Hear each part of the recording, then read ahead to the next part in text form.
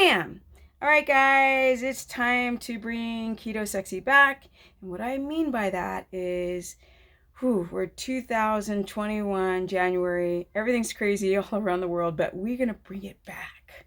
The calmness, the clearness, and optimize our health through ketogenesis. Now, carnivore has become really popular, but it will get phased out. That traditional carnivore concept of eating a lot of meat, 2 pounds, and not enough fat and all this kind of stuff, it's going to go bye-bye, because now people are starting to get sick from it.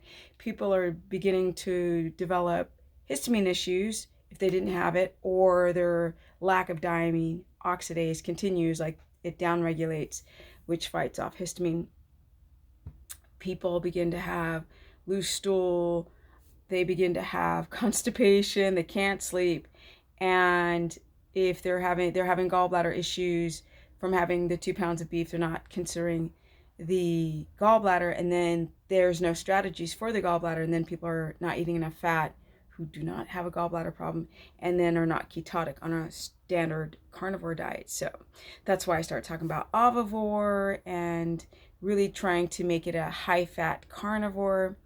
But really, let's just get back to keto, because keto is really just about eating high fat, moderate to low protein.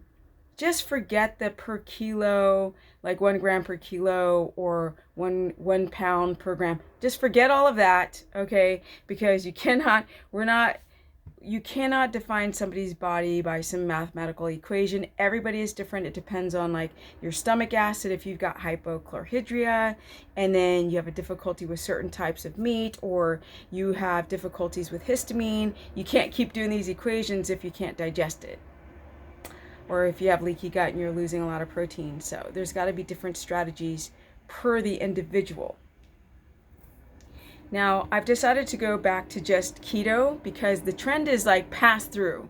I'm so glad it's over, because dirty keto came out, the psycho crazy, I want to lose weight, and people aren't trying to figure out how to be healthy doing these dietary measures. And that's why I want to bring it back and re-educate you guys with the right information, especially since I've learned so much. Now, I want everybody to consume over 200 grams of fat. If you guys are having any nausea, aversion to fat, difficulties with fat, then I also have programs that graduate you into ketosis. So you start with low carb, high fat, and then graduate to a keto omnivore and ride that line of carnivore by not having a lot of vegetables, right? Because we're starting to learn about the anti-nutrients like the salicylates, the oxalates, the goitrogens, the nightshades, the lectins, saponins, tannins, gluten, you name it. How to do it the right way.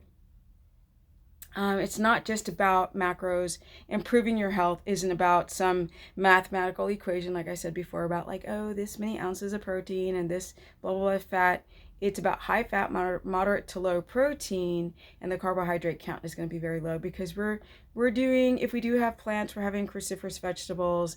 We're not doing the 50 net carbs like you hear other people have explained in the like keto, dirty keto phases, where you're trying to call it keto, but it's not. And people kind of forgot about the science of keto adapting. And I want to go more into that, of like, what do you do, how your body has to be in a parasympathetic state, considering the thyroid, and if you're doing a ketogenic protocol, what organ meats do you take? If you've got digestive issues, do you take intestine? If you've got digestive issues, do you take pancreas? Do you take thyroid for the thyroid? Do you take heart for the heart, and things of this nature? Because I find this part so interesting now, on like the third or fourth wave of me continuing to do keto over the last 13 years. I'm going to go more into that. You guys know I'm moving out of Cali and I have a horse.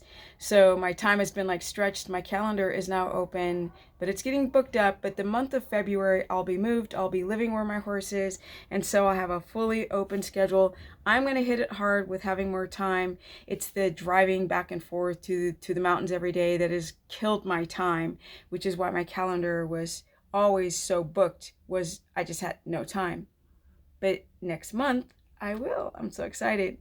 And I just want to keep reminding you guys that I'm going to go more into why, if you're doing carnivore, you should probably try to get off of it, is like strict carnivore, and add a little bit of plants in, if it's twice a week even, microdosing your way back up. I've been training and teaching people how to microdose their food, their plant source foods back with a histamine response to it, or even mast cell activation. It's not like you have to do carnivore forever. You can get some of those plants back. It's always going to be a small amount. You don't have to do a lot, but just enough.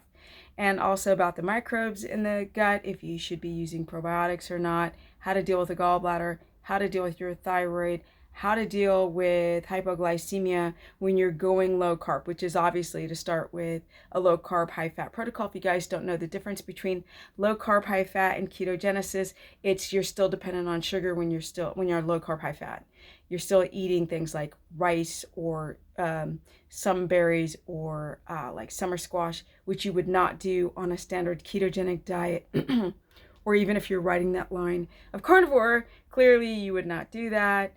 I'm so excited to talk to you about a solid ketogenic plan that includes exercise, circadian rhythm, like if you're going through infertility, you're having a hard time building muscle, you're having a hard time dropping fat, you're having a hard time with your eczema, psoriasis, like all histamine responses, constipation. We're going to go all through that. I'm so excited to really start talking about keto again. It got lost in all the garbage, all the misinformation, and now I see the same thing happening with carnivore. Everyone's confused, and I want to clear it up and make it really easy to follow. So I'm really, really excited about that.